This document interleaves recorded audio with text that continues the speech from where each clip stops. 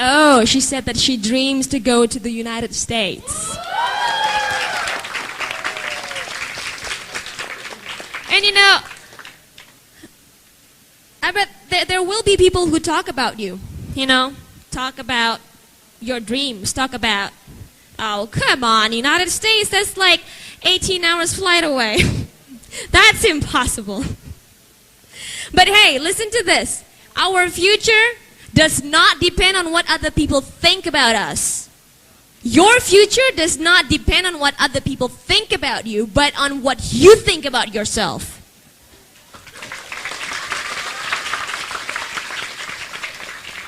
But I mean, of course, you gotta listen to critics, you know, but filter the source. Filter the source. Is the source qualified to even judge you? Let haters hate and us win. Let haters hate and us win. Because haters will hate you no matter what you know, no matter how good you are. So, be the best instead. Alright? In the middle of me writing down, you know, all this 100 pages that I wanted to talk about, I got one Twitter response. And I remember what she or he said. What if other people is not as lucky as you? Be realistic, dear. That's exactly what he said. But this is the thing, dear.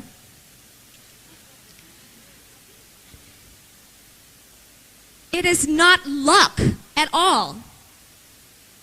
It has never been about luck. Talent is luck? No, talent is gift from God. And note this, everyone have talent. No matter how small it is. But do you see all the big trees out there? It grows out of a very small seed. Opportunities or chances, of course, opportunities do come.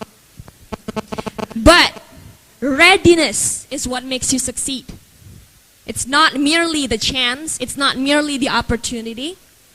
Success is the intersection point between opportunities and readiness.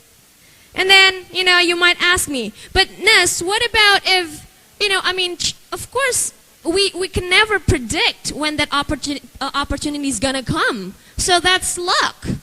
Well, that's not entirely true.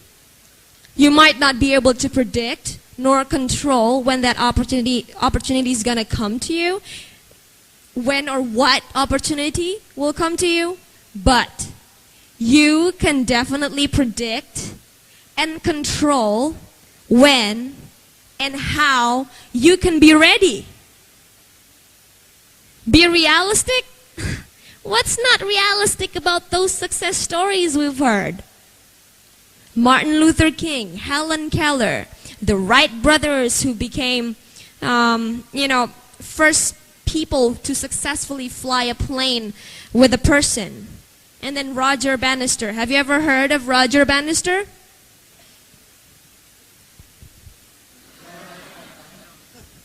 Have you ever heard of Roger Bannister? Alright, well, I'm going to read you a little story. Yeah, Roger Bannister. Yeah, see, the ambassador knows. That's why he becomes ambassador. I'm going to read you a little story that keeps me motivated. It's Roger Bannister. It's 2 hours long. No, it's just, okay. Roger Gilbert Bannister is an English former athlete best known for running the first recorded mile in less than 4 minutes. Roger Bannister was born in England. In his early running career, he was inspired by Sidney Wooderson's remarkable comeback in 1945.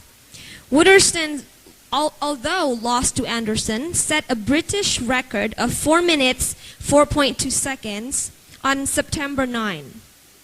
Bannister started his running career at the age of 17 in 1946. Since then, he competed, experienced winnings, losings under a lot of training. In 1952, Bannister made it to the Olympic final, but Roger Bannister, as quoted, was blown and unhappy for the result in his semifinal. Then at the 1500 meter final, Bannister did not win. So he did not win. He finished fourth out of the medal. But hear this. After that failure, Bannister spent 2 months deciding whether or not he should give up running. But then, he set himself on a new goal to be the first man to run a mile in under 4 minutes. So by that time, the 4-minute mile had been world record for 9 years. So meaning, no one had ever broken that world record for 9 years.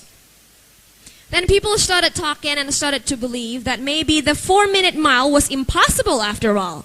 No one broke that record for so long. People started to believe that it wouldn't happen, that it's impossible.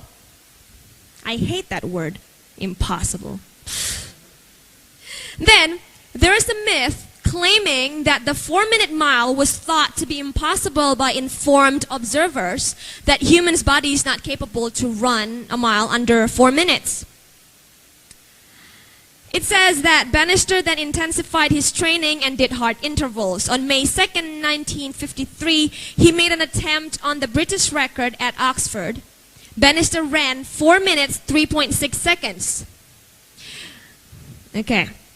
Even though he did not break the record, Bannister said, "This race made me realize that the 4-minute mile was not out of reach."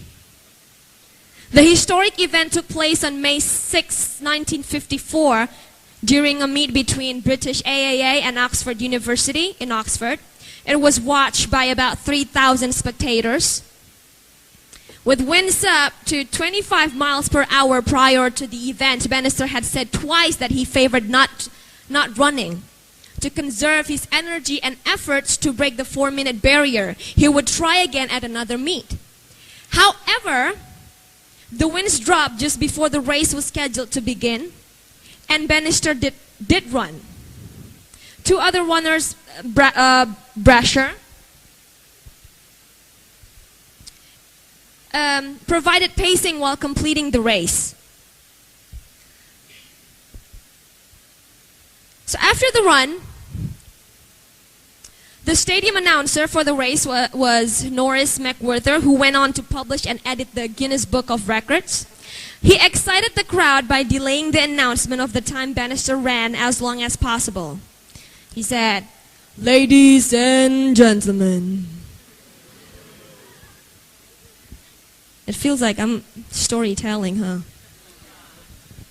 "Ladies and gentlemen, here is the result of event 9, the 1 mile. First, number 41, R.G. Bannister, Amateur Athletic Association and formerly of Exeter and Merton College, Oxford, with a time which is a new meeting and track record, and which, subject to ratification, will be a new English native, British national, all-comers, European, British Empire, and world record. The time was 3." So the roar of the crowd drowned out the rest of the announcement. Bannister's time was 3 minutes, 59.4 seconds. I've read this story 1,000 times, but I still got goosebumps. 6 days later, on 21 June, in Finland, Bannister's record was broken. Only 6 days later, Bannister's record was broken by his rival Landy with a time of 3 minutes, 57.9 seconds. I mean, if you think about it, isn't it weird? It took 9 years for a world record to be broken, the 4-minute world record to be broken. But as soon as Bannister broke that, it only took 6 days for another runner to break that record. And